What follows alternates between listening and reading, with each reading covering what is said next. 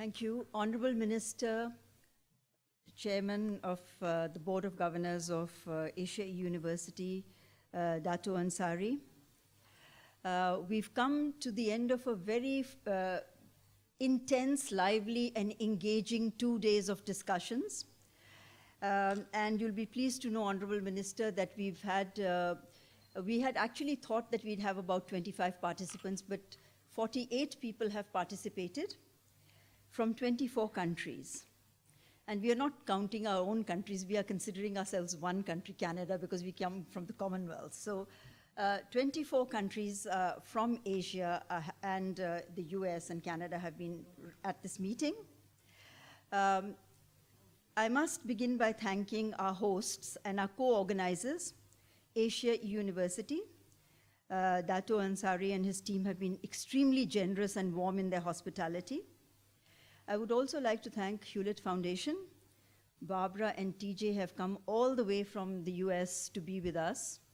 And if it had not been for them, these meetings wouldn't have happened in the first place. So it's really, we are very grateful to them. We are also very grateful to our partners, UNESCO, Paris. And Feng Chun is here and is about to rush to catch the plane. And Indrajit was here and he had to leave yesterday. We are also very grateful to the government of Slovenia. So on your behalf, let me thank Gasper and Mitya, our wonderful colleagues that it's so nice to work with.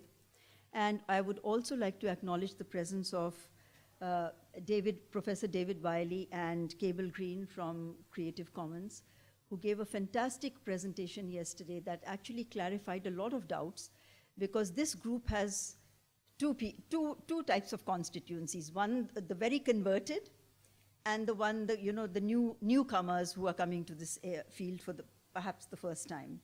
So that was very helpful. The question is, why open education resources? And let me take two examples, one from the United States, which is a developed country, that if you look at the last 30 years, the cost of housing has gone up in the last 30 years by 325% in the US. But the cost of textbooks has gone up by 812%. Where is 300 and where is 800? So I think there's a question of affordability here for students in the US. If you move now to Africa, to sub-Saharan Africa, and in Cameroon, 12 children have one reading textbook which they have to share.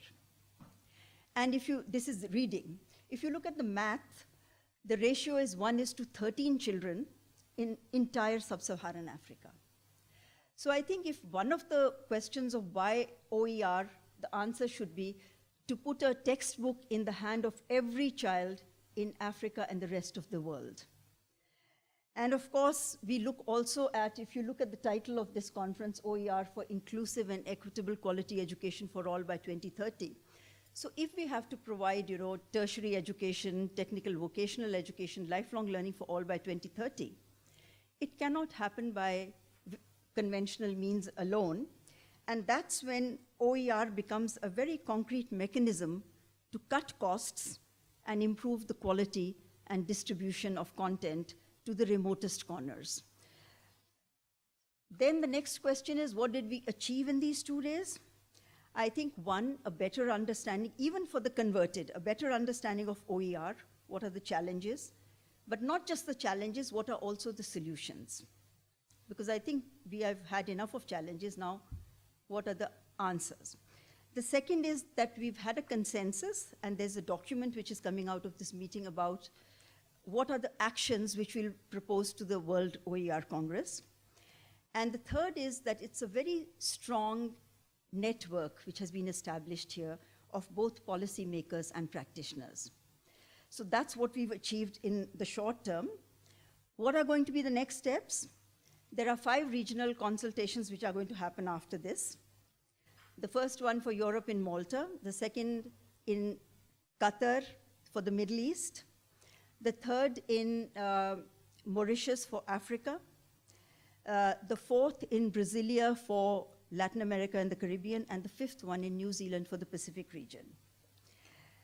The second is that we are still conducting surveys with governments. So far, we've got about 16 responses from the governments.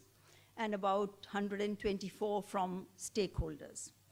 We would like at least over 100 governments to respond. So we are still going to try to accelerate all our efforts to try to make that happen, but we would also request all our stakeholders here, especially those from ministries, to encourage their departments to fill in the surveys and send them.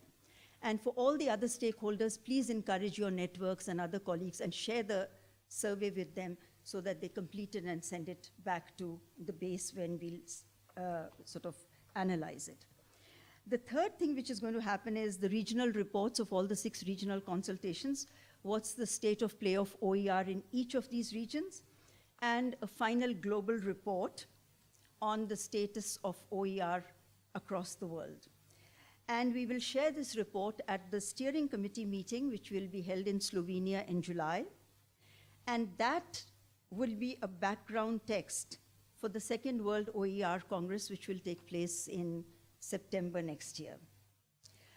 So I'm not going to take a long time. So what are OER actually for? Let me conclude in 3 Ps. My speech yesterday concluded on 3 Cs.